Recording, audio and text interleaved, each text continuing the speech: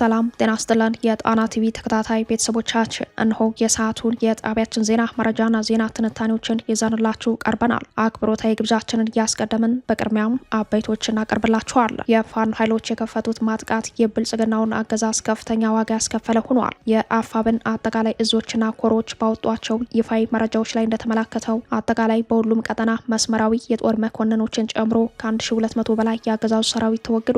ከ300 በላይ ተማርኳል። ከ200 በላይ ቁስለኛ ተደርገዋል። ከ8 በላይ የቡድን መሳሪያዎች ከ650 በላይ ክላሽንኮቭ መሳሪያዎች በምርኮ ገቢ ተደርገዋል። ቀዳሚ የግንባር መረጃዎቻችን ናቸው። በጎንደር ቀጠና በተካሄደው ከፍተኛ ውጊያ የፋኖ አመራሩ በጀግንነት ተዋግቶ በክብር መሰዋቱ ተሰምቷል። የአመራሩን መስዋዕትነት ተከትሎ ኮሩ ይፋዊ መግለጫ ወጥቷል። በሌላ በኩል በሸዋ ቀጠና የአገዛዙ ጦር የበቀል እርምጃ መውሰዱን ተከትሎ በሸዋሮቢት፣ ምንጃር፣ አረርቲ፣ መራቤቴ፣ አለም ከተማ፣ ይፋት፣ አንጾንኪያና አጣዬ እንዲሁም በመንዝ ቀጠናዎች የህዝብ ቁጣ ተቀስቅሷል። ገበያዎች ተዘግተው ውለዋል። ይህም ሌላኛው የግንባር መረጃችን ነው። ህወሓት ለአርሚ ኮርና ሬጅመንት አመራሮቹ እስከ ሐምሌ ወልቃይትን እንቆጣጠራለን ሲል መመሪያ አውርዷል። ለዚህ ዘመቻ ዝግጅት የአመራር ሹምሽርም አድርጓል። በሌላ በኩል የወልቃይት ጠገዴ የአማራ ማንነት አስመላሽ ኮሚቴ አመራሮች ለፍርድ ከሆነ ተከዜን ተሻግረው ይምጡ፣ ለወረራ ከሆነም ይሄኛው ጦርነት የመጨረሻችን ይሆናል ሲሉ የህዝቡን የወትሮ ዝግጁነት አስረድተዋል። ዝርዝር መረጃው ተሰናድቷል። የአማራ ህዝብ በታሪካዊ መስቀለኛ መንገድ ላይ ይገኛል። የህዝቡ የህልውና ጥያቄ በጦርነትና በፖለቲካ ቀውስ መካከል ያለው የወደፊት አቅጣጫ በጥልቅ ሊፈተሽ እንደሚገባ ምሁራን በወቅታዊ የህልውና ትግሉ ላይ ምክረ ሀሳባቸውን ሰጥተዋል። ይደመጣል። የብልጽግናው አገዛዝ በዓለም አቀፍ ደረጃ ክስ ሊመሰረትበት ነው። አገዛዙ ክስ የሚመሰረትበትም በኢትዮጵያ ስም የተበደረውን ዕዳ ባለመክፈሉ ነው። በአበዳሪዎቹ ሊከሰስ መሆኑን ታዋቂው የኢኮኖሚ መረጃ አቅራቢ ብሉምበርግ ዘግቧል። ለሰዓቱ የመረጥንላችሁ ዜና ትንታኔያችን ነው። እነዚህንና ሌሎችን ይዘናል። አሁን ወደ ዝርዝር መረጃዎቹ እናምራለን። የፋኖ አመራሩ ተሰዋ። የአመራሩን መስዋዕትነት ተከትሎ ትግላችን መስዋዕትነት እያስከፈለ ቢሆንም እስከ ድል ከፍታ ድረስ ይቀጥላል ሲል ኮሩ አስታውቋል። ከሰሞኑ የብልጽግናውን አገዛዝ የምርጫ ድግስ ለመቀልበስ በፋኖ ኃይሎች መጠነ ሰፊ የማጥቃት ዘመቻ መከፈቱ ይታወቃል። ይህን ተከትሎ የፋኖ ኃይሎች በተለያዩ ቀጠናዎች በመስዋዕትነት የታጀበ ድል ያስመዘገቡ ሲሆን በተለይም በጎንደር ቀጠና በከፍተኛ የውጊያ አቅሙ የሚታወቅ የፋኖ አመራር መስዋዕት መሆኑን ተከትሎ ኮሩ ለሰማዕቱ አርበኛ የክብር ሽኝት መግለጫ አውጥቷል። የአፋብን ጎንደር ጠቅላይ ግዛት በላይ እዝ ሜጀር ጄኔራል ውባንተ አባተ አንደኛ ኮር ዋና ሰብሳቢ አርበኛ መኑ አለማንተ ባስተላለፈው የክብር ስንብት መልእክት ትናንት ግንቦት 24 ቀን 2018 በደብረ ታቦር፣ በወረታ፣ ባለምበር፣ በደራ፣ በስቴ፣ በግንዳ ጠመም፣ ባንዳ ቤት፣ በስማዳና ሌሎችም ከተሞች በተደረጉ አውደ ውጊያዎች በመስዋዕትነት የታጀቡ ከፍተኛ ድሎች መመዝገባቸውን ገልጸዋል። የአገዛዙ ጦር ከላይ በድሮን ከታች አለኝ የሚለውን መሳሪያ በመያዝ መከላከያ፣ ሚሊሻ፣ አርማ ብተና፣ ፖሊስ ሆኖ ለመመከት ቢሞክርም ሳይሳካለት በቀጠናው ማካሄድ ያሰበውን ምርጫ ውጊያ በተካሄደባቸው ቦታዎች ሁሉ ሙሉ በሙሉ ማክሸፍ መቻሉን አስታውቋል። በዚህ መስዋዕትነት በጠየቀ ተጋድሎ በወረታ ግንባር በተካሄደ ውጊያ የአንደኛ ኮር 23ኛ ክፍለ ጦር ዋና ሰብሳቢ አርበኛ ሰለሞን ጋሻው በጀግንነት ተዋግቶ በክብር መስዋዕትነት መቀበሉን የኮሩ ሰብሳቢ አርበኛ መኑ አለማንተ አስታውቋል። አመራሩ እንደገለጸው በአንድ ሳምንት ውስጥ ሁለት በኮሩ ካሉ ግዙፍና ጠንካራ ክፍለ ጦሮች መካከል የጣና ገላውዲዮስ ክፍለ ጦር ዋና ሰብሳቢ አርበኛ ሙልቀን አለኸኝና የነበልባሉ 23ኛ ክፍለ ጦር ዋና ሰብሳቢ አርበኛ ሰለሞን ጋሻው መስዋዕትነት ተቀብለዋል። በተለይም በትናንትናው ዕለት በወረታ ውጊያ ላይ የተሰዉት አርበኛ ሰለሞን ጋሻውና ያጎቱ ልጅ የሆነው አርበኛ ይርጋ እንዳለው ለአማራ ሕዝብ ሲሉ ታሪካቸውን በደማቸው መጻፋቸውን በማስታወስ ለአርበኞቹ የክብር ሽኝት በዛሬው ዕለት ግንቦት 25 ቀን ተካሂዷል። የአርበኛ ሰለሞንን ታሪክ ስንመለከት ለአማራ ሕዝብ ገና ከልጅነቱ ጀምሮ የታገለ፣ ቤተሰቦቹን አክባሪ፣ ለትግሉ የታመነ የማይፈራ ቆራጥ ጀግና፣ ጓደኞቹን ወዳጅ፣ መሪውን ጠባቂ፣ ትዕዛዝ አክባሪ፣ ፍጹም የመርህ ሰው እንደነበረ በኮሩ ዋና ሰብሳቢና ሌሎች የትግል ጓዶች ተመስክሮለታል። አርበኛ ሰለሞን ከሜጀር ጄኔራል ውባንተ አባተ አንደኛ ኮር የተሰጠውን ኃላፊነት ከተቀበለ ጊዜ ጀምሮ በዘራፊውና በወንበዴው ቡድን በርካታ የማጥቃት ሙከራ ቢደርስበትም በተለይ ከደብረ ታቦር እስከ ባህር ዳር ያለውን መስመር በአመራር ጥበቡ ዘራፊንና ወንበዴውን ቡድን ከቀጠናው በማጽዳት ሰራዊቱን በማደራጀትና በማስታጠቅ ትልቅ ድርሻ የነበረው ግዙፍ ኃይል ሲመራ የቆየ አርበኛ ስለመሆኑ በትግል ጓዶቹ ተመስክሮለታል። ሁለተኛው የጣና ገላውዲዮስ ክፍለ ጦር ዋና ሰብሳቢ ሆነው አርበኛ ሙልቀን አለኸኝ በሜጀር ሜጀር ጀነራል ውባንተ አባተ አንደኛ ኮር ላይ ትልቅ አሻራ ከጣሉት አርበኞች መካከል አንዱ ሲሆን አርበኛው በአመራር ጥበቡ በቅንነቱና መርህን አክባሪነቱ ለትግሉ ያለው ቀና አስተሳሰብ ባሪያነት የሚጠቀስ ሞዴል የፋኖ አመራር እንደነበር፣ ሆኖም ይህ በጎና መልካም ስራ ያላስደሰታቸው የውስጥ ባንዳዎች ከአንድ ሳምንት በፊት በዋንዛዬ ምሽት 2 ሰዓት ከ20 ላይ በተተኮሰች ጥይት ለአማራ ህዝብ መስዋዕትነት መክፈሉን ያስታወቀው ኮሩ በዛሬው ዕለት ከሌሎች የተሰዉ የፋኖ አመራሮች አባላት ጋር አብሮ ዘክሮታል። በተለይም የአርበኛ ሙሉቀንን ገዳይ ለመያዝና ወንጀለኞችን በአሰራር ለመጠየቅ አበክረን እንደምንሰራ አረጋግጣለሁ ያለው የኮሩ ሰብሳቢ አርበኛ ምንዋል ማንተ ጀግና ታሪክ እንጂ እድሜ እንደሌለው በማስታወስ የፋኖ አመራሮችን ሰማዕትነት ዓላማ ከግብ እንደሚያደርሱ በኮሩ ስም መልእክቱን አስተላልፈዋል። ከጎንደር ወደ ሸዋ የግንባር መረጃችን ስንሻገር በሸዋ ጠቅላይ ግዛት አሳምነው እዝ በሚያስተዳድራቸው አካባቢዎች ሁሉ አገዛዙ በሰሞኑ ህዝባዊ ቅቡልነት ማጣት ብስጭት ውስጥ መግባቱ በሸዋ ከተሞችና ወረዳዎች የምርጫ ቲያትሩ የከሸፈበት በመሆኑ ህዝብን ወደ ማሸበር መሸጋገሩ ተሰምተዋል። ዛሬ ግንቦት 25 ከሸዋ የወጡ መረጃዎች እንደሚያሳዩት መንገዶች ተዘግተው ህዝባዊ ቁጣዎች ተነስተዋል። ገበያዎች ተበትነዋል። መናኸሪያዎች ዝግ ሆነው ውለዋል። ከአዲስ አበባ ደብረ ብርሃን፣ ሸዋሮቢት፣ መንጃር፣ አረርቲ፣ መራቤቴ፣ አለም ከተማ፣ በይፋት፣ አንጾንኪያና አጣዬ በመንዝ ቀጠናና በሌሎች ወረዳዎች ተመሳሳይ እንቅስቃሴዎችን በማገድ በበቀል አሽከርካሪዎችን በማሰር ህዝብ በማንገላታት የበቀል በትሩን እየሰነዘረ ነው ሲሉ መረጃውን ያደረሱት የአካባቢው ምንጮች በዋና ዋና መንገዶች ጭምር ከፍተኛ ፍተሻና ድብደባ እንደነበር ገልጸዋል። ይህንን ተከትሎ በአንዳንድ ወረዳዎች ህዝቡ ጥያቄው ወደ ቁጣ በመቀየር ላይ መሆኑን ሰምተናል። ሸዋሮቢት፣ ምንጃር፣ አረርቲ፣ መራቤቴ፣ አለም ከተማ፣ ይፋት፣ አንጾንኪያና አጣዬ እንዲሁም በመንዝ ቀጠናዎች የህዝብ ቁጣ መሰማቱን፣ ገበያዎች ተዘግተው መዋላቸውን ከአካባቢዎች የደረሱ መረጃዎች ያመላክታሉ። አድማጭ ተመልካቾቻችን ከዚህ በመቀጠል ባለፉት 24 ሰዓታት በወሎ፣ ጎንደር፣ ሸዋና ጎጃም ቀጠናዎች የተካሄዱ ውጊያዎችንና የተጠቃለሉ መረጃዎችን የግንባር ዘጋቢያችን እንደሚከተለው ያቀርብልናል። ሰላም ጤና ይስጥልን አድማጭ ተመልካቾች፣ ወደ ሰዓቱ የግንባር መረጃዎች እናመራለን። ዛሬ ለተማክሰኞ ግንቦት 25 ቀን 2018 ዓ.ም ትናንት ግንቦት 24 በመላ አማራ ክልል የዞን ከተሞችን፣ ስልታዊ ከተሞችና የወረዳ ማዕከላትን ኢላማ ያደረጉ መጠነ ሰፊ ውጊያ ግንባሮች ተከፍተው የዋሉ አውደ ውጊያ ጥቅል መረጃዎች ተጠናክረው ወጥተዋል። በትናንቱ ዘገባችን በአማራ ክልል ከ90 በላይ የውጊያ ግንባሮች ተከፍተው በመላው ክልሉ የተጠናከረ ውጊያ ቀጥሎ መዋሉን በዘገባ ማድረሳችን ይታወሳል። አጠቃላይ እዞችና ኮሮች ባወጧቸው ኦፊሻላዊ መረጃዎች አውደ ውጊያዎቹ ከ160 በላይ መድረሳቸው ታውቋል። አጠቃላይ በሁሉም ቀጠና መስመራዊ ጦር መኮንኖችን ጨምሮ ከ1200 በላይ ያገዛዙ ሰራዊት ተወግዷል። ከ300 በላይ ተማርኳል። ከ200 በላይ ደግሞ ቁስለኛ ተደርገዋል። ከ8 በላይ የቡድን መሳሪያ፣ ከ650 በላይ ክላሽንኮቭ መሳሪያ ወደ ፋኖ ካዝና ገቢ ተደርጓል። ይህ መረጃ በግርድፉ ከየኮሮቹና ክፍለ ጦሮች ኦፊሻል መረጃዎች እንደዚሁም ከውስጥ ምንጮቻችን የተወሰደ ሲሆን በድርጅቱ መረጃው ተጨምቆ ሲወጣ ከዚህም ሊልቅ እንደሚችል ለመግለጽ እወዳለሁ። አጠቃላይ በክልሉ ምርጫውን ከ90% በላይ በማስቀረት በቀሪው ቦታ ላይ ደግሞ ስርዓቱ የፎቶ ፖለቲካ ብቻ ሰርቶ እንዲፈረጥጥ በማድረግ ታላቅ ታሪክ ተሰርቷል። አገዛዙ ብልጽግናም በዓለም አቀፍ ደረጃ መሳቂያ መሳለቂያ እንዲሆን በማድረግ ፋኖ ከህዝብ ጋር ታላቅ ገድል ፈጽሞ አልፈዋል። አድማጭ ተመልካቾች በአጠቃላይ በየቀጠናው ያሉ የድል መረጃዎችን በዝርዝር ስናይ በወሎ ቤት አማራ የሚንቀሳቀሰው ሚኒሊክ ዕዝ በስሩ በሚንቀሳቀሱ 5 ኮሮች ማለትም 101ኛና 102ኛ ኮር በራያ ቀጠና፣ በየጁ ቀጠና፣ ወልዲያ ዙሪያ ባሉ ከተሞችና ቀበሌዎች በአገዛዙ ላይ ከባድ ቁሳዊና ሰብአዊ ኪሳራ ሲያደርሱ 303ኛ ኮር በላስታ ቀጠና፣ 106ኛ ኮር በዋርላ ደላንታ በብልጽግናው አገዛዝ ላይ ድል ተቀዳጅተዋል። 104ኛ ኮር በደቡብ ወሎ አምባሰል፣ ኩታበር፣ አልብኮ፣ ደሴ ዙሪያ ወረዳዎች ስኬታማ ስራ ሰርተዋል። 105ኛ ኮር ደግሞ በደቡብ ወሎ ምዕራብ ወረዳዎች ከ11 በላይ ወረዳዎችን ሸፍኖ ምርጫ እንዳይሳካ ከማድረጉም በላይ በአገዛዙ 11ኛ እዝ ላይ ከፍተኛ ኪሳራ አድርሷል። በአጠቃላይ በሚኒሊክ ዕዝ በወሎ ቤት አማራ ከ400 በላይ ያገዛዙ ሰራዊት ሲገደሉ በርካቶች ተማርከዋል። ከ2000 በላይ የምርጫ ጣቢያዎች ላይ ደግሞ ምርጫውን እንዲቋረጥ አድርገውታል። በጎጃም ቀጠና የአፋብን ቴዎድሮስ ዕዝ በ5 ኮሮች በምዕራብ ጎጃም፣ ሰሜን ጎጃም፣ ምስራቅ ጎጃም ዞኖችና ባህር ዳር ከተማ ጭምር በመግባት 105ኛ ኮር በ10 ቦታዎች፣ 102ኛ ኮር 13 ቦታዎች፣ 109ኛ ኮር 7 ቦታዎች፣ 201ኛ ኮር 9 ቦታዎች፣ 206ኛ 5 ቦታዎች ላይ ውጊያ በመክፈት ኮሎኔልን ጨምሮ ከ350 በላይ ያገዛዙ ጦር ሲወገድ በርካቶች ተማርከዋል። ምርጫውም ሙሉ በሙሉ በሚባል ደረጃ ተደናቅፏል። ከ90% በላይ መቋረጡን ደግሞ ኮሮቹ በግንባር ዘገባቸው ላይ ባወጡት መረጃ ተመላክተዋል።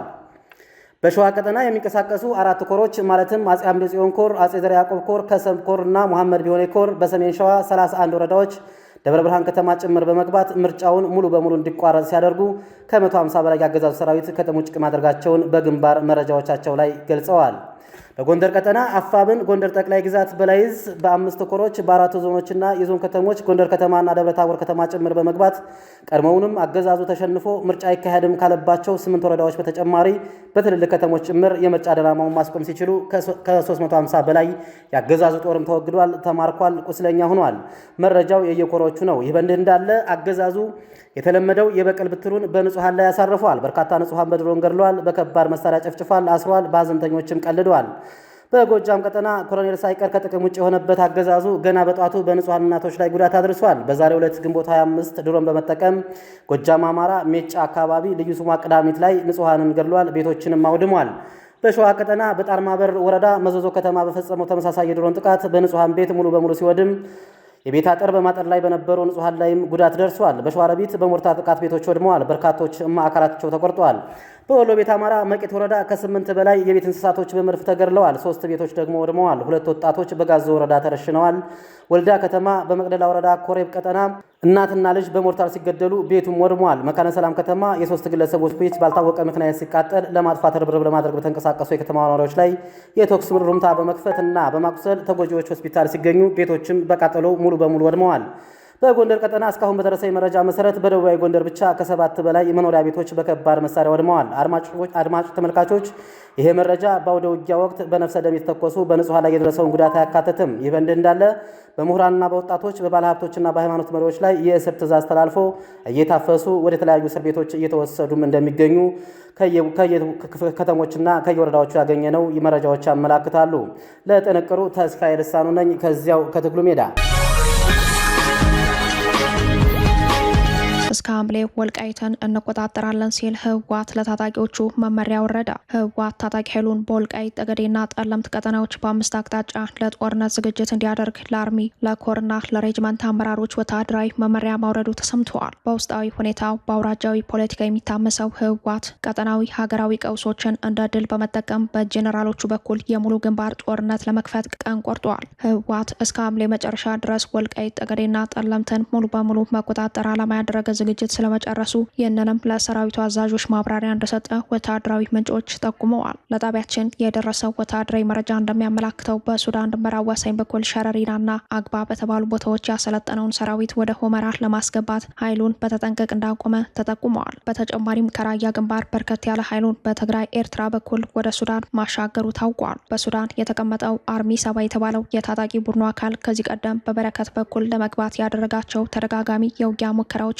መሳካታቸው ይታወሳል። እነዚህን የኃይል ፍተሻዎች ያደረገው የህወሓት ታጣቂ ሰራዊቱ ልዩ ዝግጅት እንዲያደርግና ውጊያውን ለመክፈት በተጠንቀቅ ላይ እንዲቆሙ መመሪያ መውረዱን ምንጮች ጠቁመዋል። ራያን የተቆጣጠረው አርሚ 24 እና አርሚ 26 አርሚ 31 የሚባሉ የህወሓት ታጣቂ ኃይሎች በኮረምዛታ፣ ወፍላ፣ መንከሬ፣ አሸንጌና ማይማዶ በተሰኙ አካባቢዎች ተጨማሪ አርሚዎች እንዳስገባ ታውቋል። አርሚ 15፣ አርሚ 44 እና አርሚ 92 በዚሁ ቀጠና ዝግጁ ሆነው መሰለፋቸውን በመረጃው ላይ ተመላክተዋል። ይህ ኃይል በወረራ በያዘው የራያ ወረዳዎች ህዝብን አፍኖ ወደ ትግራይ ክልል ወስዶ እያሰቃየ ሲሆን በተለይም ሰሌን ውሃ ተብሎ በሚጠራው ቀጠና ንጹሃንን ከማሰቃየት ባለፈም ታዳጊዎችን አፍነው ወደ ጦር ማሰልጠኛ እያስገቡ መሆኑን የገለጹት ምንጮቻችን በቀዩ ጋሪያ በዞበልና በራማ በኩል ደግሞ አርሚ 11 የሚባለው ጦር ዲሽቃና ሞርተር ይዞ መሽጓል ብለዋል። የአማራ ህዝብ ወደ ትግል እንዲገባ ካስገደዱት መሰረታዊ ጥያቄዎቹ አንዱና ዋነኛው በወረራ የተነጠቁት ርስቶቹንና የታፈነው አማራዊ ማንነቶቹን ማስመለስ የሚል ነው። በዚህ በኩል የአማራ ልዩ ኃይል በከፍተኛ መስዋዕትነት ያስጠበቀው የራያ አላማጣ አማራ ህዝብ ባለፉት 3 ዓመታት ህወሓት በኦህዴድ ብልጽግና ድጋፍ መልሶ በወረራ ተቆጣጥሮ የቀደመ በደሉን በድጋሚ እየፈጸመበት ይገኛል። በጉዳዩ ላይ መረጃ የጠየቅናቸው አንድ የወልቃይት ጠገዴ የአማራ ማንነት አስመላሽ ኮሚቴ አመራር ለፍርድ ከሆነ ተከዜን ተሻግረው ይምጡ፣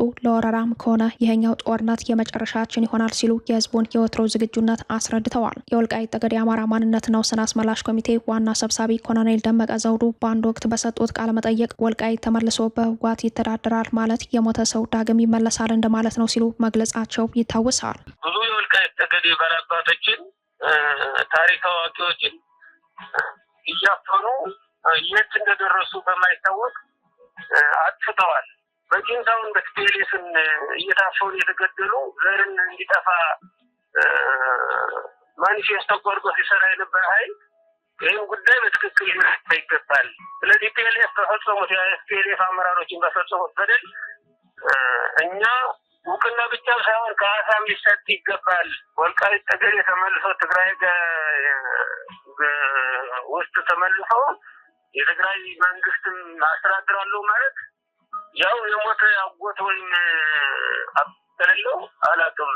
ስለዚህ የሞተው አይመለስም። በወልቃይት ጠገዴና ጠለምት ቀጠናዎች ያለው የህዝብ ስሜት የተነቃቃ ቢሆንም ህወሓት በበኩሉ የጦር ወረራ ለመፈጸም ዝግጅቱን እንደጨረሰ ነው መረጃዎች የጠቆሙት። ከሰሞኑ በወጣው መረጃ ላይ እንደተመላከተው ራሱን የትግራይ መከላከያ ኃይል TDF ብሎ የሚጠራው የህወሓት ታጣቂ አርሚ 33 ለ3 ሳምንታት ስልጠና ሲከታተሉ የነበሩ አባላቱን እንዳስመረቀ አስታውቋል። በምረቃ ስነ ስርዓቱ ላይ የተገኙት የአርሚው አመራሮች እንደገለጹት ይህ ስልጠና የትግራይን የተወረረ ሉዓላዊ መሬት ለማስመለስ የተፈናቀሉ ዜጎችን ወደ ቀያቸው ለመመለስና በወረራ ስር የሚገኙ ወገኖችን ነጻ ለማውጣት ለሚደረገው ትግል አቅም የሚገነባ ነው ማለታቸውን ከትግረኛ ዘገባዎች ለማየት ተችሏል። ከዚህ የጦርነት ዝግጅት መረጃ ጋር ተያይዞ በራያ ወልቃይት ጠገዴና ጠለምት አቅራቢያ ያሉ የትግራይ አዋሳኝ አካባቢዎች የጦርነት ዝግጅቱ ተጠናክሮ እንደቀጠለ መሆኑን የሚያሳዩ ወታደራዊ መረጃዎች በመውጣት ላይ ናቸው። የዚሁ የዘመቻ ዝግጅት አካል የሆነው የፖለቲካ ስራም እየተሰራ መሆኑ ታውቋል። ህወሓት በቅርቡ ወልቃይትን ለመውረር በማዕከላዊ ኮሚቴ ደረጃ በመወሰን ሙሉ ዝግጅት ማድረጉን በማሳወቅ በወታደራዊ አዛዦቹ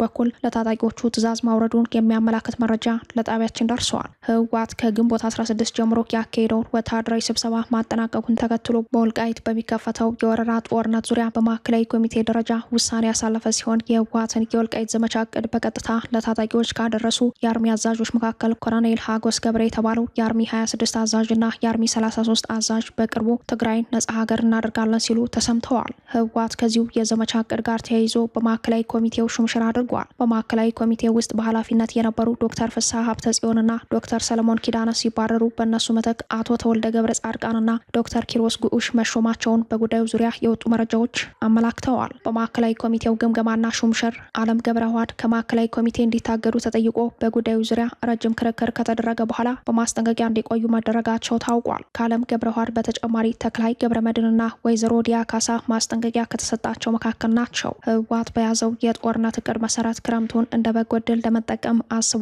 የሚሉት የመረጃው ምንጮች እስከ ሐምሌ ድረስ ወልቃይት እንገባለን የሚል የጦርነት ግብ ይዞ ወታደራዊና የፖለቲካ ዝግጅቱን አጠናክሮ እንደቀጠለ መሆኑን ለጣቢያችን አረጋግጠዋል።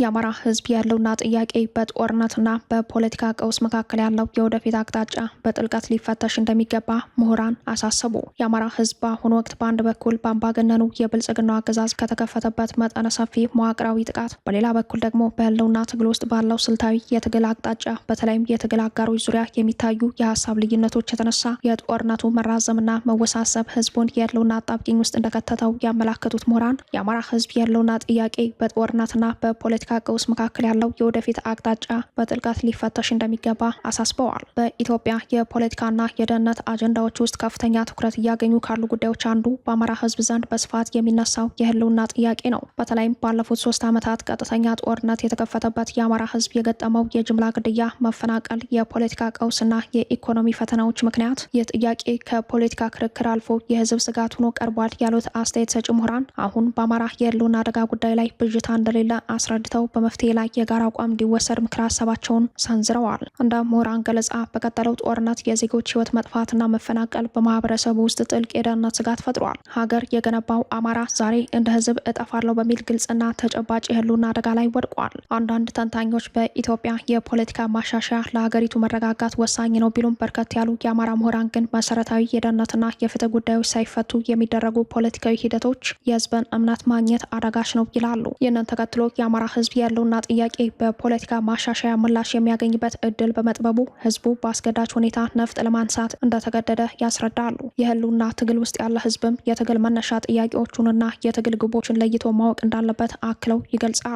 ምሁራን በተለይ የሚያነሱት ሌላ ጉዳይ የህዝብ ውስጣዊ አንድነት ነው። የተለያዩ የፖለቲካ አቋሞች ቢኖሩም የጋራ ጉዳዮች ዙሪያ መግባባት መፍጠር የወቅቱ ፈተና መሆኑን ይገልጻል። በዚህ ሂደት ውስጥ የሚዲያ ተቋማት ትክክለኛ መረጃ በማቅረብና የሐሰት ወሬዎችን በመከላከል ከፍተኛ ሚና እንዳላቸው ተጠቅሷል። በተለይም በአማራ ህዝብ የህልውና ትግል መሰረታዊ ጥያቄዎች ላይ የጋራ አቋም መያዝ ካልተቻለ ትልቅ ዋጋ እየተከፈለበት ያለው ህዝባዊ ትግል አደጋ ላይ እንደሚወድቅ ነው ያስረዱት። በመሆኑም የሚዲያ ተቋማት ማህበረሰቡን የስነ ልቦና ጦርነት ሰለባ ከሚያደርጉ የጠላት ፕሮፓጋንዳዎች፣ የሐሰት ወሬዎችና የከፋፋይነት ትርክቶችን ከማሰራጨት በመቆጠብ የውስጥ አንድነት የመስበክ ግዴታ እንዳለባቸው አመላክተዋል። ምሁራን መፍትሄ ሰሪ፣ የችግር መውጫ አመላካች መሆን እንዳለባቸው የጠቆሙት አስተያየት ሰጪዎች ስትራቴጂካዊ ምሁራዊ ማዕከል ወይንም ቲንክ ታንክ በመመስረት ከጦር ሜዳው ባለፈ ለሚቀጥሉት 10 እና 20 ዓመታት የሚሆን የጠራ የፖለቲካ ፍኖተ ካርታና ዓለም አቀፍ የዲፕሎማሲ ስራዎችን የሚያመነጩ ይኖርባቸዋል ብለዋል። የኢኮኖሚ ጉዳይም ከዚህ ውይይት የሚለይ አይደለም። ብዙ ተንታኞች የማህበረሰብ ጽናት የሚመሰረተው በኢኮኖሚ አቅም፣ በትምህርት፣ በተቋማዊ ግንባታና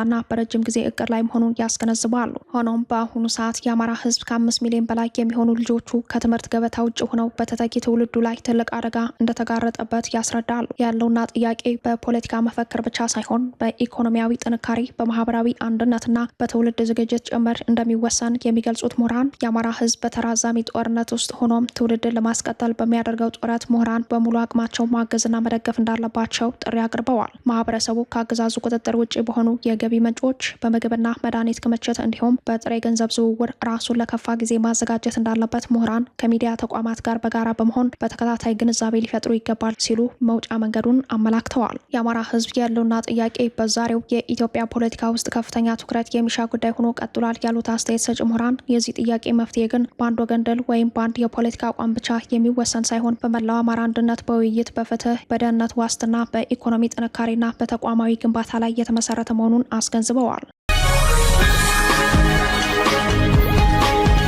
የብልጽግናው አገዛዝ በአበዳሪዎቹ ሊከሰስ መሆኑን ታዋቂው የኢኮኖሚ መረጃ አቅራቢ ብሉምበርግ ዘገበ። የብልጽግናው አገዛዝ በአበዳሪዎቹ አማካኝነት የህግ ክስ ሊመሰረትበት እንደሚችል የዘገባ መረጃዎቹ አመላክተዋል። በጉዳዩ ላይ ታዋቂው የኢኮኖሚ መረጃ አቅራቢ ብሉምበርግ ባወጣው ዘገባ መሰረት የኢትዮጵያን የ1 ቢሊዮን ዶላር ዩሮ ቦንድ ዕዳ የገዙና መንግስት ክፍያውን ባለመክፈሉ ሳቢያ ገንዘባቸውን ያላገኙ ዓለም አቀፍ ባለሀብቶች በብልጽግናው አገዛዝ ላይ ክስ ለመመስረት የጀመሩትን የህግ ሂደት ለመቀጠል ወስነዋል። ባለሀብቶቹን ወክሎ የሚንቀሳቀሰው ኮሚቴ እንዳስታወቀው ይህ የክስ ውሳኔ የተላለፈው የሀገሪቱን የዕዳ መልሶ ማዋቀር ሁኔታ ለማስተካከል ሲደረግ የነበረው የመጨረሻው ዙር ድርድር ሳይሳካ በመቅረቱና ሙሉ በሙሉ በመፍረሱ ነው። ይህ አበዳሪ ቡድን ባለፈው ወር አዲስ ድርድር ከመጀመሩ በፊት በመደበኛነት የፍርድ ቤት ክስ ከመመስረቱ አስቀድሞ መደረግ ያለበትንና በህግ አሰራር የግድ አስፈላጊ የሆነውን ከእርምጃ በፊት የሚሰጥ የቅድመ ማስጠንቀቂያ ማሳወቂያ ለብልጽግናው መንግስት ሰጥቶ እንደነበር ዘገባው አስታውሷል። ባለፈው ወር የተጀመረው አዲሱ የዕዳ ማሻሻያ ድርድር ምንም አይነት መፍትሄ ሳያስገኝ በመቅረቱ ምክንያት አበዳሪዎቹ ጉዳዩን በቀጥታ ወደ ዓለም አቀፍ የህግ ፍልሚያ ለመውሰድና ብልጽግናን ለመክሰስ ተዘጋጅተዋል። ይህ የአበዳሪዎች የክስ ሂደት በኢትዮጵያ ወቅታዊ የኢኮኖሚ ውድቀትና ገጽታና በዓለም አቀፍ የፋይናንስ ገበያ ያላት አመኔታ ላይ ትልቅ ጥላ ሊያሳድር እንደሚችል ተገማች ነው። በተለይም የጦርነት ፖሊሲ ባለቤቱ ብልጽግና ዕዳ ከመቀነስ ይልቅ ዕዳ በመጨመር ጦረኝነቱ መቀጠሉና አሁንም ከቀጠለው የሀገር ውስጥ ጦርነት በተጨማሪ ድንበር ተሻጋሪ ግጭቶች በማዋለድ ሂደት ላይ መሆኑን የሀገሪቱ መልከ ብዙ ፈተና በእጅጉ ያበዛዋል የሚል ስጋት በኢኮኖሚ ባለሙያዎች ዘንድ ይነሳል። ክቡራትና ክቡራን ቤተሰቦቻችን ለሰዓቱ የተሰናዱት መረጃዎቻችን የተከታተሏቸዋቸውን ይመስሉ ነበር። አብራችሁን ስለቆያችሁ ልባዊ ምስጋናችን ይድረሳችሁ እያለን የጣና ቲቪ ወቅታዊ ዜናዎች፣ ትንታኔዎችና ልዩ ልዩ ፕሮግራሞች እንዲደርሷችሁ ቻናላችን ሰብስክራይብ በማድረግ ቤተሰብ ይሁኑ። በተሳትፎ የትግል ሚዲያው እንዲያጠናክሩ ጥሪያችን እናቀርባለን። ጣና ቲቪ ከሀቅ ጋር